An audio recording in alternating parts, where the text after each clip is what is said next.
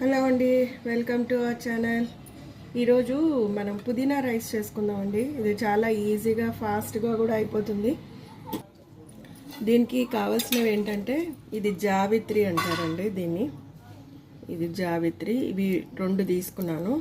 తర్వాత 2 బిర్యానీ ఆకులు, తర్వాత ఇది బిర్యానీ పేస్ట్. ఇది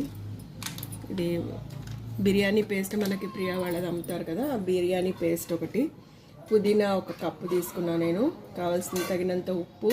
ఇది బిర్యానీ మసాలా పౌడర్, ఇది బిర్యానీ మసాలా పౌడర్ ఇది. తర్వాత ఆయిల్. తర్వాత నేను ఇది 2 గ్లాసుల బియ్యము నేను ఒక హాఫ్ అన్ అవర్ ముందు నానబెట్టాను. నీళ్ళు నానబెడితే బాగా విడివిడిగా పొడిగా వస్తుంది బాగా. సో దీనికి ఎలా చేయాలో ఇందుకు. అది కాక ఇది గ్రీన్ పీస్.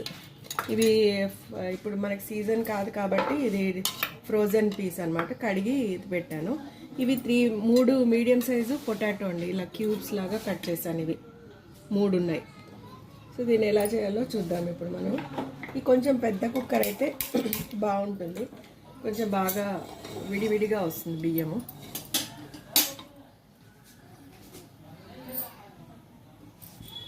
ఇది కొంచెం వేడెక్కాక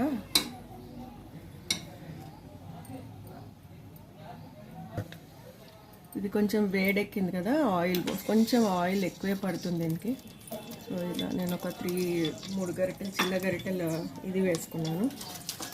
ఈ 2 బిర్యానీ ఆకులు వేసుకున్నాను. తర్వాత ఇది 2 జావిత్రి ఇది వేసుకున్నాను. వేసుకున్న తర్వాత ఫస్ట్ ఏం చేయాలంటే మనం పుదీనా ఆకులు వాడ్చుకోవాలి. ఎందుకంటే ఇలా పచ్చి వాసన ఉంటుంది కాబట్టి ఈ కప్పు పుదీనా కడిగి ఆరబెట్టుకుంది. పుదీనా వేసుకున్నా బాగుంటుంది దాంట్లోకి. సో ఇది వాడుకోవాలి మనం.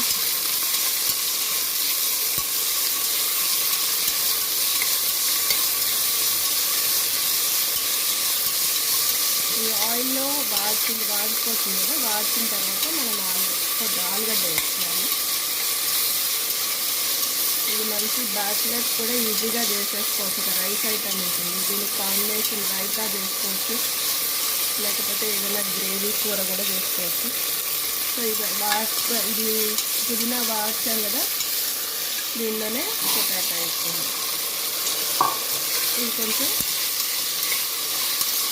వేగాలి. సో ఇది వేగేటప్పుడు మేము ఏం చేస్తామంటే ఇది బిర్యానీ పేస్ట్ ఉంటుంది కదా, అది వేసుకున్నాము. నేను ఒక 2 స్పూన్స్ వేస్తున్నాను. ఇది అమ్ముతారండి షాప్లో బిర్యానీ పేస్ట్. అది కూడా చేసుకుని పెట్టుకుంటే మనకి ఎప్పుడు కావాలంటే అప్పుడు వేసుకోవచ్చు.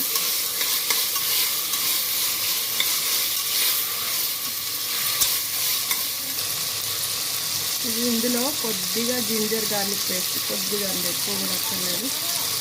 కొద్దిగా జింజర్ గార్లిక్ పేస్ట్. సో ఇవన్నీ కొంచెం బాగా వేగుతాయి. ఈ పేస్ట్ తోటి వేస్తే ఏమవుతుందంటే ఆలుకి బాగా టేస్ట్ తగులుతుంది. దాంతోపాటు ఈ మసాలా పౌడర్ కూడా నేను 2 స్పూన్స్ వేస్తున్నాను. ఇది బిర్యానీ మసాలా పౌడర్, ఇది 2 స్పూన్స్ వేస్తున్నాను, సరిపోతుంది. ఎందుకంటే పేస్ట్తో పాటు ఇది కూడా వేస్తాను కాబట్టి సరిపోతుంది.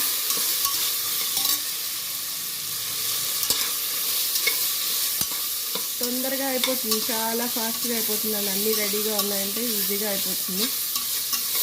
ఇప్పుడు ఇది ఆలుగడ్డ కూడా వేగుతుంది కదా. ఇప్పుడు మనం బియ్యము ఇది నానబెట్టుకున్నాం కదా, సో ఇది దీనిలో వేసేస్తాను నేను. దీనికి 1 గ్లాస్కి 1.5 వాటర్ పోసుకోవాలండి. ఎక్కువ పోసుకోవద్దు, మరి ముద్దగా అయిపోతుంది. 1 గ్లాస్ బియ్యానికి 1.5 గ్లాసు వాటర్. సో ఇప్పుడు నేను ఇది 2 గ్లాసులు బియ్యం నానబెట్టాను. అంటే 3 గ్లాసుల వాటర్ పోయాలి.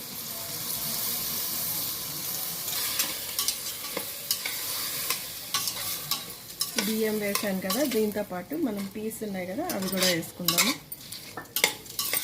సో ఇట్లా కలిపేసుకున్నాము బాగా. కొంచెం ఆ బియ్యాన్ని కూడా వేపితే బాగుంటుంది. సో మనం ఏ దాంతో అయితే బియ్యము కొలుచుకున్నామో దాంతో 1 గ్లాస్ బియ్యానికి 1.5 గ్లాసు వాటర్ అదే గ్లాస్తో పోయాలి. లేకపోతే మనకి తేడా వచ్చేస్తుంది. సో నేను ఇప్పుడు ఇవన్నీ వేసేసాను కదా, నేను ఇప్పుడు వాటర్ పోస్తున్నాను. ఈ గ్లాస్తో నేను బియ్యం పోసుకున్నాను. సో 3 గ్లాసులు అవుతుంది.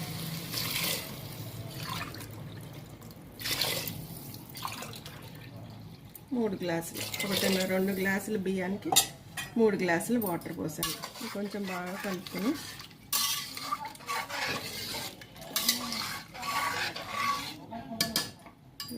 ఉప్పు వేసుకుందాం. దీనికి సరిపడా ఉప్పు వేసుకుందాము. ఎవరి టేస్ట్కి తగ్గట్టు వాళ్ళు వేసుకోవచ్చండి, ఎక్కువ పట్టుకోదు. సో ఉప్పు వేసేసి ఒకసారి కలిపేసుకుందాం.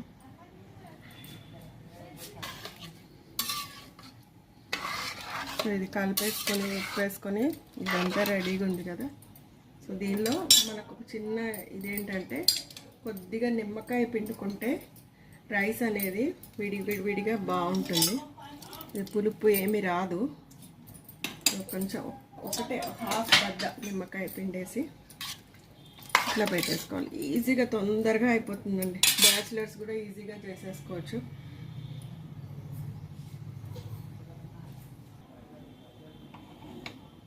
సో ఇప్పుడు ఇది మరుగుతుంది కదా, దీన్ని కుక్కర్ మూత పెట్టేసుకుందాము.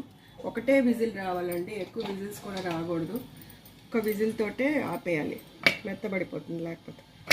సో ఇది హైలో పెట్టి ఒక విజిల్ వచ్చిన తర్వాత చూద్దాం ఎలా వస్తుంది. ఇదండి, ఒక విజిల్ అవ్వగానే ఆపేసాను. ఇలా వచ్చింది పొడి పొడిగా. చూడండి, ఇట్లా పొడి పొడిగా బాగా వచ్చింది. ఇంత మాక్సిమం ఒక పావు గంటలో అయిపోతుంది. దీనిలో కొంచెం నేను కొత్తిమీర వేసాను. దీనికి కాంబినేషను రైతా చేశానండి. ఇది కొంచెం పెరుగు తీసుకొని, ఇది ఏంటంటే మనకు ఉల్లిపాయలు, టమాటాలు, పచ్చిమిరపకాయలు క్రష్ చేసాము. క్రషింగ్ అంటే చిల్ల లాగేది ఉంటుంది. సో అది కొంచెం బాగా దగ్గరికి అయిపోతుంది. సో మనకు తినడానికి కూడా ఈజీ అయిపోతుంది. కాంబినేషన్ దీనికి రైతా కానీ గ్రేవీ కూర కానీ చేసుకోవచ్చు. సో ఈ పెరుగులో నేను ఇది కలిపేసాను. దీనిపైన కొద్దిగా కొత్తిమీర వేస్తున్నాను. అంతే అండి, ఇది